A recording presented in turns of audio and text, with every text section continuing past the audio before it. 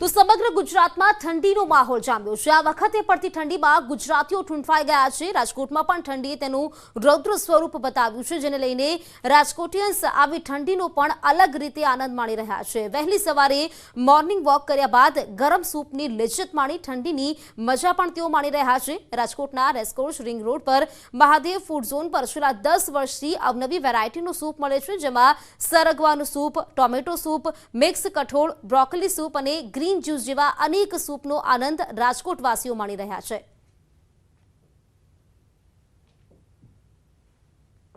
રાજકોટ સહિત સમગ્ર સૌરાષ્ટ્રભરમાં આ વખતે રેકોર્ડ બ્રેક ઠંડી પડી છે ને ત્યારે રેકોર્ડ બ્રેક ઠંડીની વચ્ચે પણ રાજકોટિયન્સ છે તે વહેલી સવારે મોર્નિંગ વોક કર્યા બાદ સૂપ અને ઘૂંટાની લિજ્જત માણતા હોય તે પ્રકારના દ્રશ્યો છે તે હાલ અત્યારે રાજકોટ શહેરના રેસકોર્સ રિંગ રોડ ઉપર સામે આવી રહ્યા છે। શું કહેશો, મોર્નિંગ વોક પછી આપ જે પી રહ્યા છો તેનાથી કેટલો લાભ થાય છે?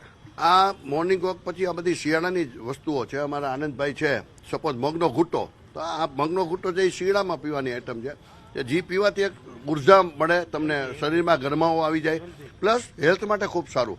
સરગવાનો સૂપ અમે ઘણીવાર પીએ છીએ, મગનો ઘૂંટો પીએ છીએ, આદુ હળદર વન શોટ પીએ છીએ। દરેક પ્રકારના સૂપ મળે છે। સૂપ પણ પીએ છીએ, ઘણીવાર ઘૂંટો પણ પીએ છીએ, સરગવાનો સૂપ પીએ છીએ, હળદર। ત્યાંથી વોકિંગમાંથી આવ્યા પછી જે આ બધી વસ્તુ લઈ છે, ઘરે નાસ્તાની પણ જરૂર નથી, આખો દિવસ એટલી બધી એનર્જી રહે છે અને ખૂબ જ મજા આવે છે। બનાવે છે તેમનું નામ આનંદભાઈ છે। આનંદભાઈ, શું કહેશો, તમે અહીંયા કઈ કઈ આઈટમ બનાવો છો ને આ આઈટમની અંદર તમે શું શું નાખો છો જેના કારણે લોકોનું સ્વાસ્થ્ય છે તે ખૂબ સારું રહે છે?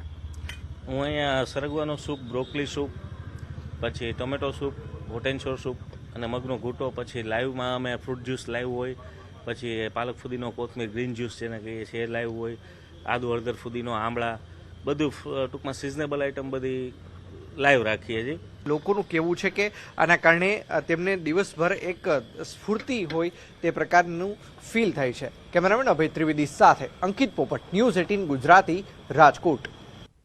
તો સુરેન્દ્રનગરમાં ભાજપ પ્રદેશ કારોબારીનો આજે બીજો દિવસ છે। ગઈકાલે કારોબારીની બેઠક બાદ પ્રદેશ પ્રમુખ CR પાટીલે કાર્યકરોના ઘરે ભોજન લીધું હતું। અહીં વાત કરીએ તો તેમણે કાર્યકરો સાથે તે બાદ કાતિલ ઠંડીથી રક્ષણ માટે તેમણે તાપણું કર્યું હતું। ભોજન બાદ પાટીલ અને કાર્યકરોએ તાપણા પાસે બેસીને ચર્ચા પણ કરી હતી।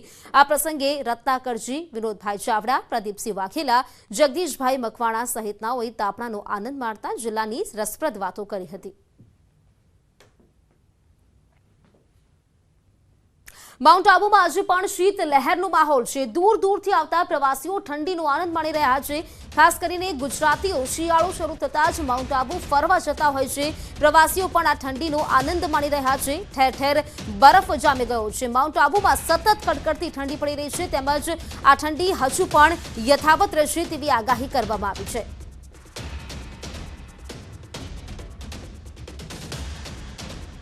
हवाएं चल रही है और ठंड का मौसम अभी थोड़ा बढ़ रहा है। कल के मुकाबले आज ठंड ज़्यादा लग रही है, पर बाहर निकलने और वॉकिंग करने से थोड़ी बॉडी में गर्माहट भी है और आनंद भी ले रहे हैं। यहाँ पे 2 दिन से हम यहाँ पे वॉक करने आ रहे हैं। मज़े का मौसम है, तो ये मौसम में रियली एक एक्सपीरियंस लेना चाहिए यहाँ पे घूमने का। आबू में से काफ़ी ज़्यादा ठंड है, तो एक डिफरेंट एक्सपीरियंस मिलता है। तो ठंडी का लुत्फ उठा रहे। अभी सुबह सुबह अर्ली मॉर्निंग में वॉकिंग करना, वो अहमदाबाद में ऐसा फीलिंग नहीं आता जो यहाँ पे आ रही है ठंडी की।